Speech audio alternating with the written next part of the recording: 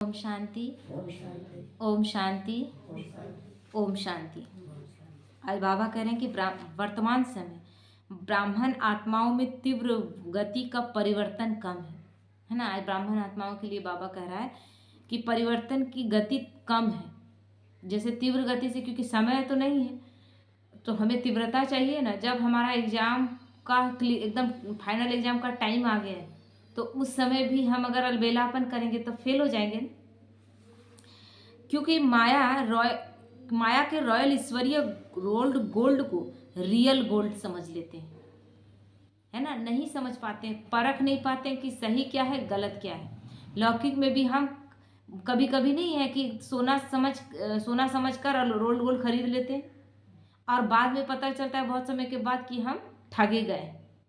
तो यहाँ भी है, हम सोच रहे हैं कि हम सच्चाई सफाई से चल रहे हैं, लेकिन कहाँ मैं और मेरापन छुपा हुआ है सूक्ष्म से सूक्ष्म, उस पर ध्यान नहीं है।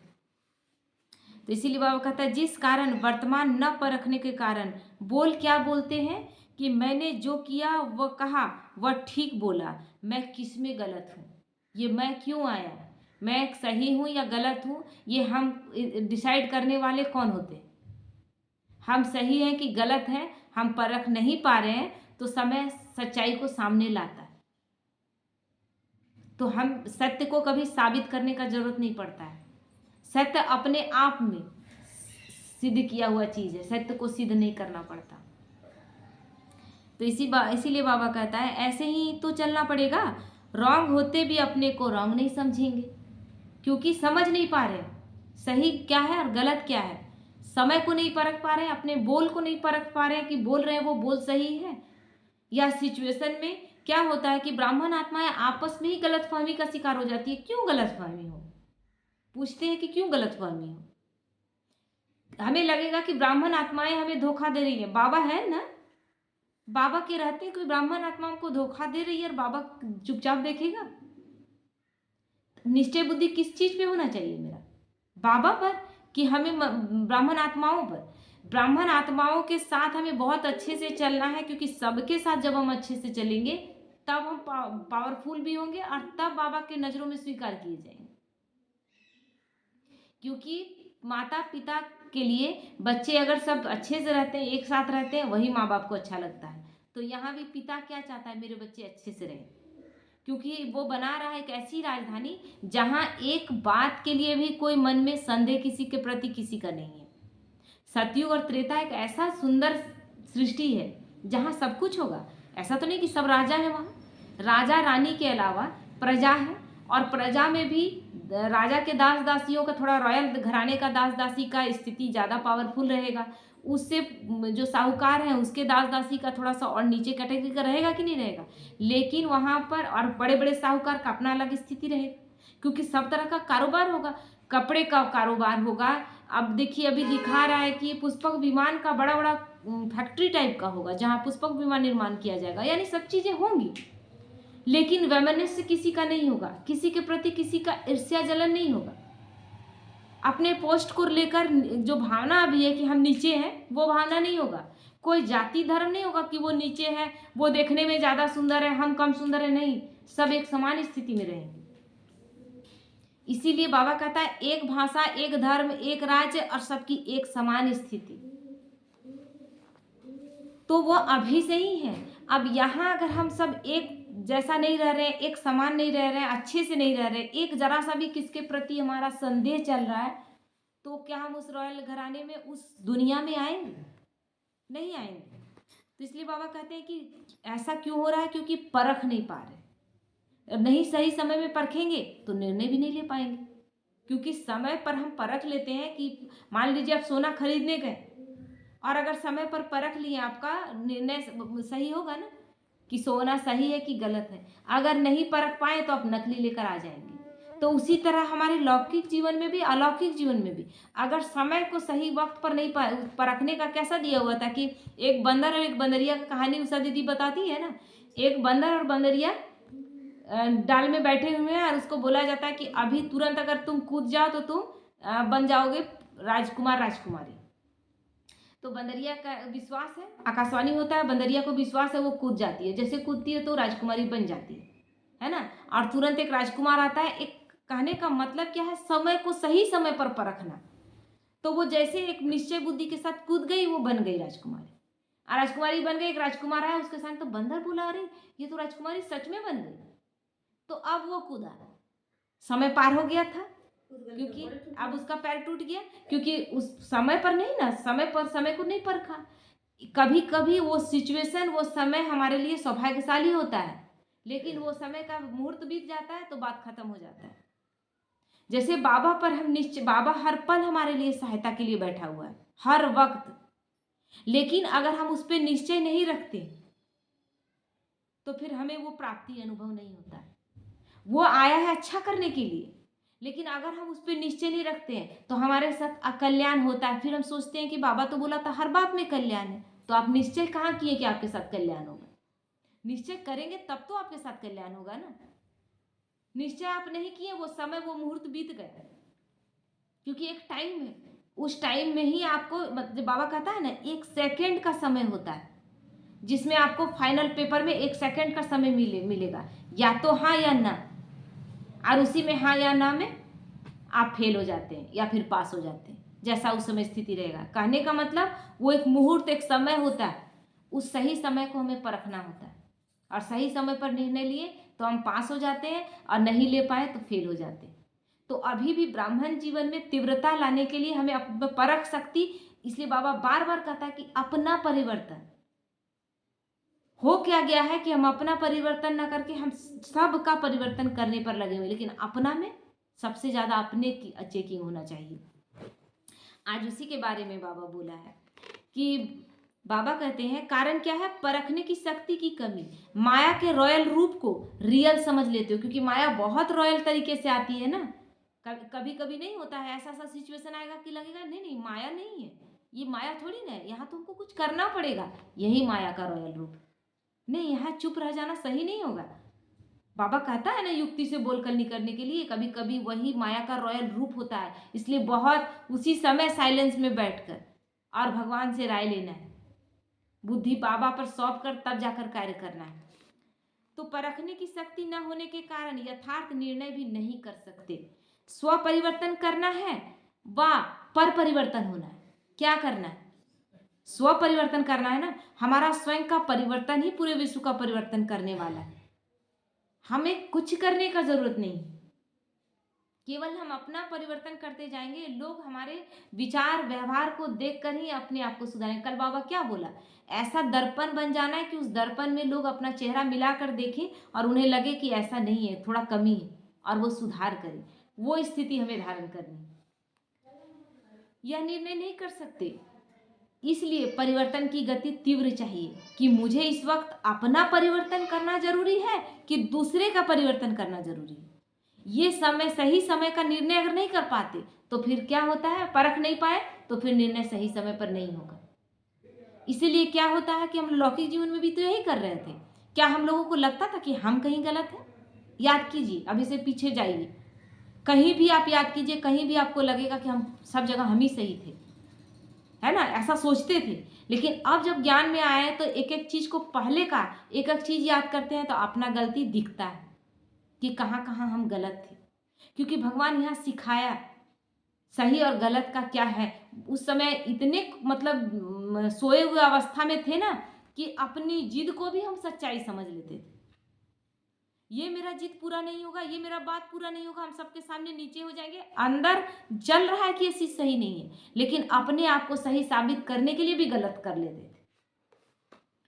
तो इसलिए बाबा कहता है, इसलिए परिवर्तन की गति तीव्र चाहिए। समय तीव्र गति से आगे बढ़ रहा है, लेकिन समय प्रमाण परिवर्तन होना और स्व के श्रेष्ठ संकल्प से परिवर्तन होना, इसमें प्राप्ति की अनुभूति में रात दिन का अंतर है। बाबा कहता है समय ऐसा आएगा ना कि आप परिवर्तन करने के लिए मजबूर हो जाएंगे, उसमें आपको प्राप्ति नहीं है। लेकिन आप अपने श्रेष्ठ संकल्प से, अगर आपको लगता है कि मेरा में अलबेलापन आया है, या मेरा उतना अच्छा से पावरफुल योग नहीं लग रहा है, या फिर हम लोगों को गलतियों को ज़्यादा देखने लगे, अपना कम देखने लगे हैं, ये अपने अंदर संकल्प उठा, आप अपना चेकिंग करके अपने पर सारा टेंशन अपने पर ले लेते हैं, तब आप बदल जाएंगे और इसका प्राप्ति का अनुभव भी आपको होगा। क्योंकि आपकी आपकी कोशिश है। लेकिन कभी कभी क्या होता है, हम पूरी तरह से दूसरे को बदलने में जब लग जाते हैं और अपना में ध्यान नहीं देते हैं, तब समय ऐसा सिचुएशन लाता है कि अटेंशन ऐसा परिस्थिति लाएगा कि उस परिस्थिति में आपको अनुभव होगा कि मेरी गलती थी, उसमें मेरी प्राप्ति नहीं। क्योंकि समय, बाबा अपने बच्चों को सबको चाहता है आगे बढ़ाए। आपने कदम रख दिया बाबा पे निश्चय करके कि भगवान आया हुआ है, तो बाबा फिर पीछे ले जाने नहीं देगा पैर। आपने संगम युग में पैर रख दिया है तो फिर कलयुग जाएंगे क्या? नहीं जाएंगे। तो इसलिए बाबा फिर क्या करेगा, कोशिश बाबा का अब रहेगा, है ना। तो कभी कभी गाड़ी चलता है तो गाड़ी को धक्के देकर चलाते हैं, तो वो गाड़ी का शक्ति है, मतलब उस आप जो चला रही है आत्मा, जो ड्राइवर बैठा हुआ है, उसकी शक्ति है कि धक्का देने वाले की शक्ति? धक्का देने वाले की शक्ति है। बैठा तो गाड़ी में वो है कि गाड़ी वो चला रहा है, तो वो फिर वो नहीं माना जाएगा, उसका पावर नहीं माना जाएगा। जो भी देखेगा बोलेगा ये आदमी जो धकेल रहा है उसकी शक्ति है। तो पॉइंट्स किसका आएगा? जिसने धक्का दिया। तो समय अगर धक्का देकर हमें चला रहा है तो समय को वो मिल जाएगा, समय को वो मार्क्स मिल जाएगा, हमें नहीं मिलेगा। तो इसीलिए बाबा कहता है कि इसमें प्राप्ति की अनुभूति में रात दिन का अंतर है। जैसे आजकल की सवारी कार चलाते हो ना, एक है सेल्फ स्टार्ट होना और दूसरा है धक्के से स्टार्ट होना, है ना। कोई अपने से स्टार्ट किया सो, और कोई का धक्का मार के स्टार्ट कराया गया। किसका कहेंगे? धक्का मार के स्टार्ट। हम लोग पहले मजाक उड़ाते थे, कैसा गाड़ी आप चलाते कि धक्का मारना पड़ता है, कहते हैं ना।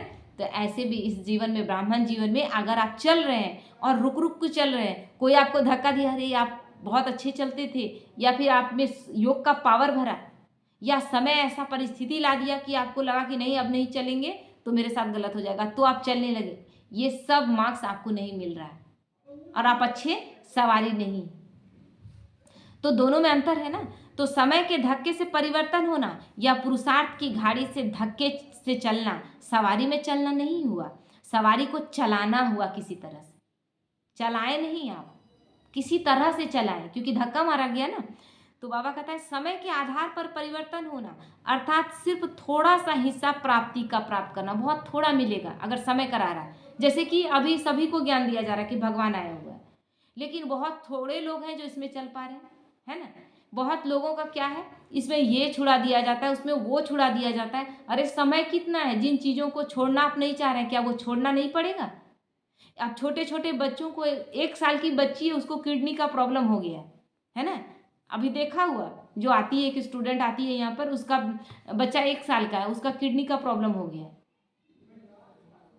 एक बहन है तो उसका बोलते हैं कि केवल उसको, मतलब केवल सादासुदी भोजन अपने बच्चे को खिलाना है। ये परिस्थितियां आ रही है ना, और जो नहीं छोड़ना चाह रहे उनके जीवन में आ रहा है। उस वक्त डॉक्टर के कहने पर छोड़ रहे हैं, तो डॉक्टर के कहने पर छोड़ने से आप पावन बन गए और मुक्ति धाम जाने के लिए आप रेडी भी हो गए, लेकिन प्राप्ति आपको हुआ? डॉक्टर बोला तब जाकर आप, क्योंकि जीवित रहने के लिए अब आपके पास ऑप्शन नहीं है, तब आप छोड़ दी, लेकिन वो प्राप्ति आपका नहीं है। पावन बनना आपकी मजबूरी, तो मजबूरी का तो कुछ भी नहीं मिलेगा। तो इसीलिए बाबा कहते हैं, जैसे एक होते हैं मालिक और दूसरे होते हैं थोड़े से शेयर्स वाले, है ना। कहीं कुछ अपना एक मालिक हुआ, जैसे ये पूरा इंस्टीट्यूट है ना, एक इंस्टीट्यूट है, उसके हम मालिक हैं। मेरी स्थिति कैसी है, लेकिन उसमें 2-3 पार्टनरशिप में है, तब हमको एक कोई मालिक मानेगा। वो कुर्सी, वो पावर के साथ हम उस कुर्सी पर बैठ पाएंगे, क्योंकि 3-4 पार्टनर्स हैं। अब हम बैठेंगे, उसके बाद 2-4 और आ गए हैं, तो उनका भी रहेगा ना कि कुछ टाइम के लिए हमें भी बैठना है, क्योंकि सब पार्टनरशिप में है। तो ये शेयर्स वाला हो गया, है ना। कोई हमें धक्का दे रहा है, कोई हमारे लिए मनसा सकाश द्वारा हमको शक्तिशाली बनाने के लिए शक्ति भर रहा है, तब हम आगे बढ़ रहे हैं। तो ये धक्का देने वाली स्थिति यानी मालिकपन की स्थिति नहीं। इतने लोग पार्टनरशिप में है, इतने लोग को शेयर में बढ़ जाएगा, हम आगे भी बढ़ जाएंगे ना, तो मेरा मार्क्स इन लोगों में बढ़ जाएगा। तो कहाँ मालिकपन अधिकारी और कहाँ अंचली लेने वाले, अंतर हो गया ना। क्योंकि ये ब्राह्मण आत्माओं के लिए बाबा मुरली चलाया, ब्राह्मण आत्माओं के लिए। अंचली लेने वाले कौन है? भक्ति मार्ग की आत्माएं, जिसको हमारे द्वारा एक दृष्टि से शांति मिलेगा, शक्ति मिलेगा, और वो आत्माएं पावन, अंततः एक दृष्टि से पावन बनेगी और मुक्ति धाम चली जाएगी। लेकिन हम तो ब्राह्मण आत्माएं पुरुषार्थ कर रहे हैं, लेकिन हम भी नहीं कर पा रहे। कभी अलबेलेपन में रुक जा रहे हैं, कभी किसी, क्योंकि 7 डेज के कोर्स में जो दिखाते हैं ना कि 5 विकार में कहीं किसी चीज़ में फंस जाते हैं, यही चीज़ है। कोई ना कोई चीज़ में हम फंसे हुए हैं। इसलिए अटेंशन देना कि कौन सा चीज़ मेरा आगे नहीं बढ़ने दे रहा है, कौन सा चीज़ मेरा एक छोटा सा विकार है जो हमको आगे नहीं बढ़ने दे रहा है, उस पर मेरा अटेंशन होना चाहिए। वही हमको तीव्रता से आगे बढ़ने नहीं दे रहा है, उसी पर हमें कटाक्ष करना है, उसी पर हमें कंट्रोल अपना करना है। हम पकड़ लेंगे, हम अगर कंट्रोलिंग पावर में आ गए, यानी गाड़ी चलाने वाले को समझ में आ गया कि मेरा गाड़ी क्यों नहीं ढंग से चल रहा है, क्या उसमें तेल कम है, या उसका अथी में टायर में हवा कम है, या कोई फॉल्ट है, समझ में आएगा तो उसको हम ठीक करेंगे ना। हमको समझ में आ गया तो हम ठीक करके उसको चलाएंगे, तब मेरा पूरा फुल मार्क्स है। लेकिन कोई और उस चीज़ को धक्के मारकर चला रहा है तो उस मार्क्स बढ़ जाएगा। तो इसी तरह हमें अपने पर अटेंशन रखना है, मेरा कहाँ मिस्टेक है, कौन सा चीज़ हमें रोक रहा है। बहुत सूक्ष्म चिंतन के द्वारा अपने आप को चेंज करना है। इसीलिए ये पूरा ज्ञान मार्ग अपने आप को चेंज करने के लिए, किसी और का नहीं। स्व परिवर्तन से विश्व परिवर्तन, बाबा बार बार कहता है, स्व परिवर्तन से विश्व परिवर्तन। तो बाबा कहते हैं इसका कारण क्या हुआ, साइलेंस के शक्ति की अनुभूति नहीं है, जिसके द्वारा परखने और निर्णय करने की शक्ति प्राप्त होने के कारण परिवर्तन तीव्र गति से होता है। जितने ज़्यादा साइलेंस में जाते हैं उतना ज़्यादा आप समय को, शक्ति को, अपने आप को परख पाएंगे और सही समय पर सही निर्णय लेकर आगे बढ़ पाएंगे। लेकिन वो शक्ति क्या है, साइलेंस में रहते कितने देर तक है। एक वैज्ञानिक जब कोई इन्वेंशन करता है ना, तो चला जाता है एकदम अंडरग्राउंड हो जाता है, मतलब अपने घर से, अपने सारे जो रिलेशंस के लोग हैं सबसे कट ऑफ हो जाता है, एकदम किसी से कोई लेना देना नहीं। और उसके बाद इन्वेंशन करता है। क्यों, मान लीजिए घर से फ़ोन आता है, कोई चीज़, बच्चा बीमार है या कोई चीज़ चाहिए या कहीं बिजली का बिल जमा करना है, कोई भी ऐसा सिचुएशन आ गया तो मन तो बट जाएगा ना। एक तरफ एकाग्रता से इन्वेंशन करना है, इसलिए सब तरफ से कट हो जाता है, तब जाके वो इन्वेंशन होता है। कोई एक हद का चीज़ वो बना रहा है, एक हद का चीज़। और यहाँ क्या है, यहाँ बेहद का है। हमारा मतलब स्थिति इतना ऊंचा, इतना पावरफुल हो जाएगा, जितना हम साइलेंस में जाएंगे उतना चीज़ें और अच्छे से। मान लीजिए पानी है, और पानी में जैसे बुद्ध का एक कहानी है ना, कि गौतम बुद्ध के साथ उसका शिष्य जा रहा था और गौतम बुद्ध को प्यास लगा तो बोला जाके पानी ले आओ। तो पानी लेने गया तो अभी तुरंत उसमें कोई घोड़े पर से गुजरा था, कोई आदमी गुजर गया था। तो उस रास्ते से गुजरा, मतलब पानी से होते हुए, तो पानी क्या हो गया, गंदा गंदा हो गया पूरा। तो वो लेने गया, देखा पानी गंदा है, तो तुरंत आके बोला कि वहाँ तो पानी गंदा है। तो बोला जा ना वहाँ पर, वहीं से लाओ, अब तक पानी साफ हो गया होगा। तो उतना दूर तक आकर बोलने में और फिर वापस जाने में पानी स्थिर हुआ। वही पानी जो गंदा दिख आया था, देख रहा है कि नीचे तक सब कुछ दिख रहा है, एक एक कंकड़, एक एक चीज़ दिख रहा है, पानी एकदम साफ सुथरा हो गया। तो हर एक चीज़ नीचे से दिखाई दे रहा है कि नीचे क्या बैठा हुआ। तो हमें भी जब साइलेंस में चले जाते हैं ना, तो एक एक चीज़ स्पष्ट दिखाई देता है, एक एक चीज़ स्पष्ट दिखाई देता है। और क्योंकि मन 1000 तरफ भटका हुआ है, तो हमारा कितनी तरफ कहाँ से देखिए। आप किसी से बात भी करते हैं फ़ोन में, तो फ़ोन में देखते हैं कहीं कोई बिजी लाइन है, तो आपको कहता है कि उधर से लाइन बिजी है, नहीं आपका लग रहा है नेटवर्क, क्योंकि आपका नेटवर्क पूरी तरह क्लियर है, लेकिन वो बिजी है, तो आपका उसके साथ कनेक्शन नहीं हो पा रहा है। तो हमारा भी उसके साथ जब केवल कनेक्शन रहता है ना, एकाग्र से हम उसके ऊपर साइलेंस की शक्ति द्वारा उससे शक्तियाँ लेते हैं, तो हर एक चीज़ स्पष्ट दिखाई देता है, हर एक चीज़ स्पष्ट अनुभव होता है। कल क्या होगा वो आज आपको संकल्प में आने लगता है। क्यों, क्योंकि आप ज़्यादातर समय एकाग्रता का अभ्यास कर रहे हैं, तो वो चीज़ आपको दिखने लगता है। लेकिन एकाग्र ही नहीं है, 1000 तरफ भटके हुए हैं, तो आपको दिखाई नहीं देगा। तो इसीलिए बाबा कहता है कि अभी आपको साइलेंस की शक्ति का अनुभव नहीं, उस शक्ति का अभी अनुभव नहीं है, इसीलिए समय पर नहीं परख पाते। तो फिर क्या होता है, हमारी स्पीड कम हो जाती है। और अगर ये दौड़ है, बाबा बोला है ना कि दौड़ ही लगा रहे हैं हम, तो ये दौड़ है, अगर ये दौड़ हम, कोई हमसे आगे निकल जाएगा अगर हम ढंग से नहीं चले। अगर हम दौड़ नहीं लगाए तो कोई और निकलेगा ना, क्योंकि हर आदमी दौड़ने पे लगा हुआ है इस वक्त। तो मेरा स्पीड कम हुआ तो कोई और आगे बढ़ेगा कि नहीं बढ़ेगा। तो इस तरह हम कितनों से पीछे हो जा रहे हैं। इसलिए हर वक्त हमारा खुद पे अटेंशन और हर वक्त साइलेंस का अभ्यास। जितना ज़्यादा साइलेंस में रहेंगे उतनी ज़्यादा उस शक्ति की अनुभूति होगी और उतना ज़्यादा हम समय को सही समय पर परख पाएंगे। ठीक है। ओम शांति।